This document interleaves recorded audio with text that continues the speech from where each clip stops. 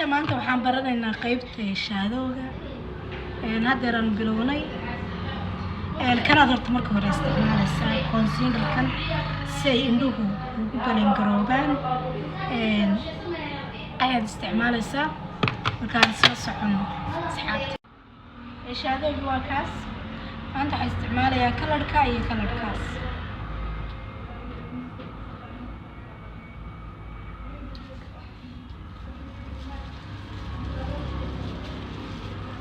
saasuu soo baxay isla socod wanaagsan aliinarkaa u gudbaynaa markaan asalaamu calaykum haddeer waxaanu marsanay aliinarkii baanu marsanaynaa aliinarka isku badin mayno maadaama ay maalin tahay markii horena indhaha waan soo kuushay indha kuul baa marsaday anugu sideedaba indha kuushaan iska jecelahay aliinarkana hadeer waan marsaday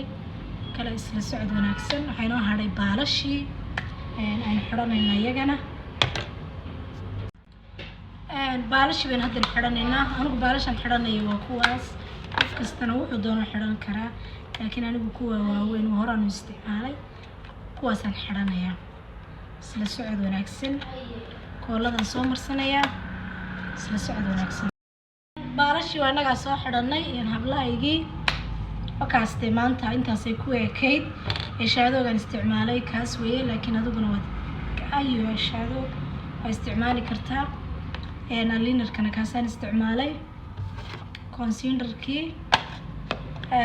kana waa burushkan ku isticmaalayay maanta intaasaan isticmaalay dee waa intaa indhaha uun kuma jiro makeup maan marsanin sidoo tana waa kooladii aad ku marsanaysay aan baalashaan ku xidhay dee maanta waa kaas hablahaygii wayna kaastee gurigaagaad ku samaysan kartaa wax kasta waad samayn kartaa haddaad isku daydid hablahaygii aad ba u mahadsantihiin subscribe-ta iyo share-ta iyo like-ta intaba naga ilaawanina kommentiyada quruxda badan kolle dee barnaamijyadan waa barnaamijyadii haweenka insha allah raggana dee barnaamijyo yaryar oo wax yaroo talo iyo tusaale iyo kolle dee ragga qudhadooda quruxda waa u baahan yihiin in la qurxiye